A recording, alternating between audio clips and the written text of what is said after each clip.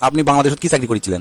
আমি একজন MBBS doctor. বাংলাদেশে আমি একটা প্রাইভেট হাসপাতালে চাকরি করছি না। কি আপনি ডাক্তারি বাদ দিয়ে আমেরিকা যাচ্ছেন আমার এই ফার্মেসির দোকানে সেলসম্যান হিসেবে চাকরি করার জন্য? হ্যাঁ, দেশের যে কামাই করছি ওই কামাই তো হয় না। আমেরিকা যাচ্ছি ডবল টাকা কামাই করার জন্য। আচ্ছা ঠিক আছে, মনোযোগ দিয়ে কাম করেন। আমাকে কিন্তু খালি ওষুধ লয়, আর মেলা কোম্পানি আছে, প্রায় 10-12টা কোম্পানি আছে। আপনি এই 10-12টার মধ্যে যে কোনো প্রোডাক্ট বেচতে পারেন, কোনো সমস্যা নেই। আপনি সেটা চিন্তা করা লাগবে না স্যার, আমি সেই মনোযোগ দিয়ে কাম করবো। এখন সকাল 9টা বাজে, এখন থেকে কাম শুরু করে দেন। সন্ধ্যার সময় আমি আসবো, আসে আপনি ক্যাঙ্কা কি বেচলেন আমি রিপোর্ট নেব, ঠিক আছে? কি খবর রহিম সাহেব, কয়জনের কাছে মাল বেচছেন? স্যার একজনের কাছে। কি মাত্র একজনের কাছে মাল বেচছেন? এটা আরো মেলা সেলসম্যান আছে, প্রত্যেকজন 20-30 জনের কাছে বেচে, আর আপনি মাত্র একজনের কাছে বেচছেন? এগুলো কাম করলে হবি কোন? তা কয় টাকা বেচছেন আপনি? 92,95,600 ডলার। কি আছে, কয় টাকা আরেকবার কোন তো? Sir 92,95,600 dollar. শুনে তো আমার কানের খোল সব লড়ে উঠলো। তা ভাই এত টাকা কি বেচছেন আপনি? প্রথমে ওই কাস্টমার কাছে আমি ছোট একটা বড়শি বেচছি মাছ ধরা, তারপর কোনো কি একটা বড় আর একটা মাঝারি দুটা বেচছি, তারপর বড় ফিশিং রড আর কয়টা ওই গিয়ার আছে না মাছ ধরা, গিয়ার বেচছি। তারপর আমি তাকে জিজ্ঞেস করলো আপনি কুটি মাছ ধরবেন? তুমি করছে যে সমুদ্রের কাছাকাছি, সমুদ্রের তীরে আমি মাছ ধরবো। তখন আমি কোনো আপনি তো তাহলে নৌকা দরকার, তাহলে আমাকে নৌকা ফ্যাক্টরি লিয়ে গেছি, লিয়ে যাওয়ার কাছে নৌকা বেচছি।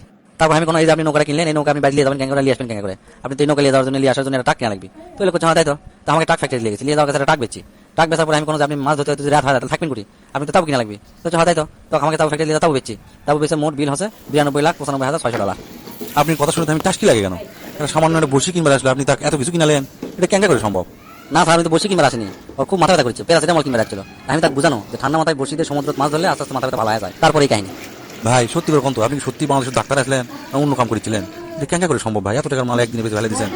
এগুলো কি কথা করছেন স্যার? আমি সত্যি ডাক্তার আসবো, আর এই কাম আর ওই কাম তো একই স্যার। তো প্রথমে আমার কাছে যখন একটা রুগী আসে, আমি ইচ্ছা না আগে কথা কম আসে, কথা কয়ে বুঝবো টেকা ক্যাঙ্কা আছে। তারপরে কমপক্ষে আমি 6টা পরীক্ষা দেবো প্যাথোলজিক্যাল। প্রথমে দেবো ইকো, তারপর ECG, CT scan, X-ray, MRI, আরো যদি থাকে আরো দেবো। দেওয়ার পর কয়ে দেবো যে অমুক জায়গা থেকে আপনি এটা পরীক্ষা করবেন, না হলে কিন্তু ভালো রেজাল্ট আসবে না।